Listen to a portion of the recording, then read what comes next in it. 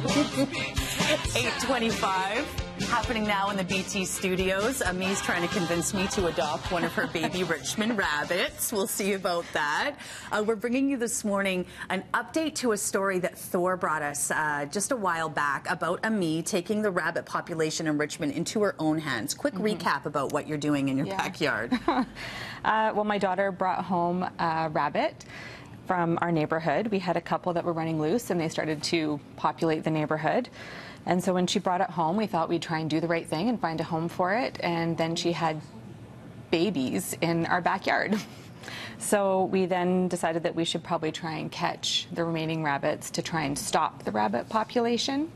And from there, now we learned about rabbits. I learned a lot about rabbits. So I know you're getting these rabbits homes and adoptions. How is that going? It's not as successful as I would like. Rabbits are kind of tricky to adopt.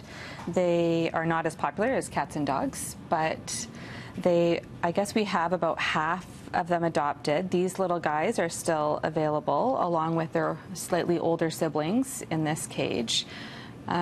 These ones can't leave mom until they're 8 weeks old, so they're about 6.5 now. Wow, they sure are soft. They really are. And what's it taking to, I mean, this is obviously new to you, but I mean, to the rest of us, you might be a professional at this point. What's it taking to care for them?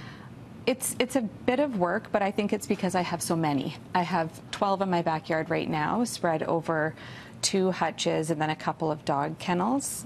And you don't live in a house. No, we live in a townhouse. So how's the strata dealing with this? They're pretty supportive because they were living in the townhouse complex and eating a significant number of our flowers and bushes. So I think they're happy to not have them destroying all the landscaping. Mom to mom. Yeah.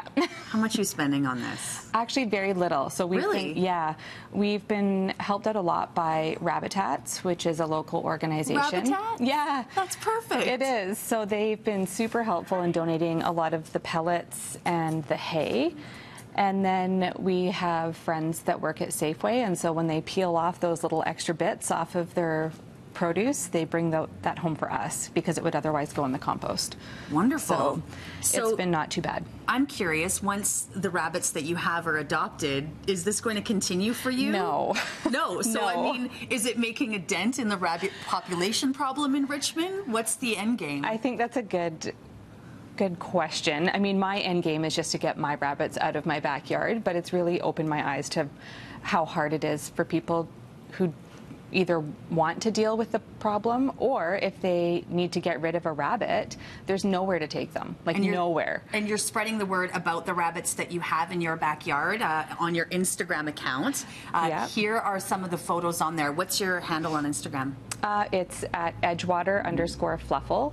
And I'm lucky that my husband is an amazingly handy guy. He's actually a shop teacher, so he's been able to help build the hutches that we have, which has been invaluable in helping decrease our workload to house a bunch of them together.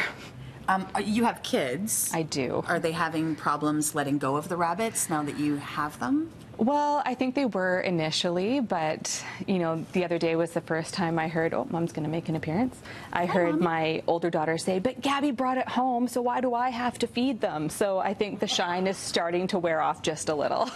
Just a little. Well, Ami, thank you so much for everything you're doing to find these little rabbits bunny homes. And I do wish by the time next summer rolls around that you can actually have some backyard time. Me too. Thanks so much. All right, 8:29, Breakfast Television continuing after this with